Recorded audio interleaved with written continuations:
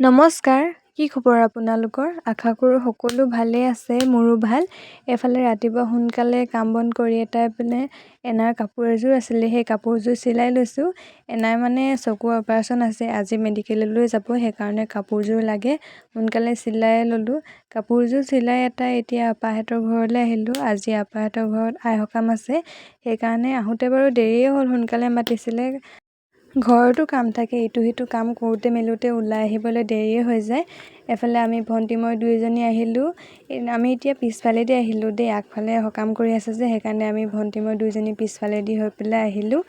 এয়া এজনী শেৱালি, সেইফালে সি কাঁহী বাতি ধুই আছে।